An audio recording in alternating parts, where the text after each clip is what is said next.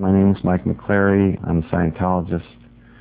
I got into Scientology in late 1968, and in early 1969 I went on staff at the San Francisco org. The first 3 or 4 years I was on staff, I was an auditor and a course supervisor, basically course supervisor for the academy levels and every other course that Scientology delivered at that time. I liked the tech then, and I still like it today. And in mid-1973, I was approached to join the Guardian's office at San Francisco org. And at the time, I did not want to get out of tech, and I declined their offer and said, basically, I'm not interested, I want to stay working with the tech. So they reapproached me again a few weeks later. By the way, Kathy O'Gorman was the assistant guardian at San Francisco org at the time. She was to become my senior. Doug Knopson was the assistant guardian for information, which is a euphemism for intelligence, and he was the one that was trying to recruit me. Anyway, I was approached a couple of weeks later again to join the Guardian's office, and they made me an offer, which was that I would get to go. I was at the time a power release, which is a grade 5, and they made me an offer that I could go up to OT4 if I would join the Guardian's office. And so I bid on that, and I said okay, and I joined the Guardian's office so that I could get some auditing. So I went down, I guess it was midsummer of '73.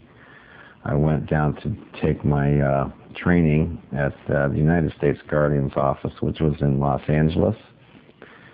And the person who was the Deputy Guardian Intelligence United States at that time was Terry Milner. Dick Wiegand was one of his juniors. I'm not sure what post he was holding at the time. And Greg, don't remember his last name off the top of my head, Willardson. Greg Willardson was also working with him, and they were over the course students, overseeing the training of the course students. It took me 6 months to finish my hatting in the Guardian's office. I read all the various materials that for the Intelligence Bureau that you might see on the internet or appearing in court cases or hat packs since then, and I would have personal knowledge that the issues in those hat packs are correct and were the ones that were studied and were the ones that we used and applied in our daily work. I'll talk about some of those in detail and give you some examples of what I did to apply those issues. My understanding was that the issues were primarily from LRH. Some of the issues had nobody's name on it, but just by the way they were written, I assumed they were from LRH. Some of them were from Mary Sue Hubbard. Some of them might have been from the Guardian, who was Jane Kember. But some of them didn't have Jane Kember's name or Mary Sue Hubbard's name on them, and I think that LRH wrote them.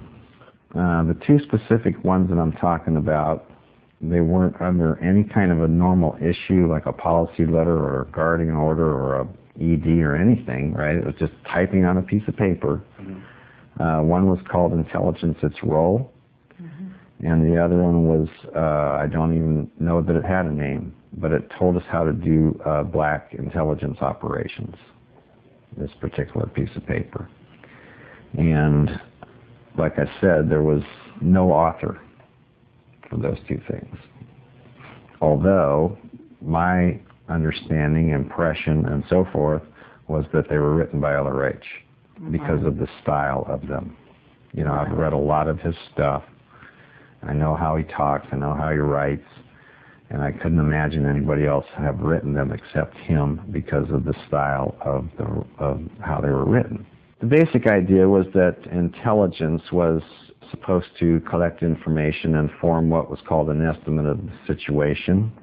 An estimate of the situation was not something that was cast in stone or something that you could necessarily prove in court, but based on as much information about the enemy as you could ascertain, you were supposed to be able to determine whether there was a situation with the enemy that needed to be handled or whether there was no situation. And basically you were supposed to be able to form a prediction, like in any war situation. You know, you infiltrate the enemy, you determine his size, his strength, what his next move is going to be, if he's going to make one, you know, that kind of a thing. And the whole idea of the estimate of the situation, which was a primary product of the intelligence unit, was to make a prediction. What's the enemy going to do, when, where, with what strength, and so on and so forth, right? And having made that prediction, then intelligence was supposed to handle the situation before it ever happened. And any time an attack came on the organization that was unpredicted, it was considered to be an intelligence failure.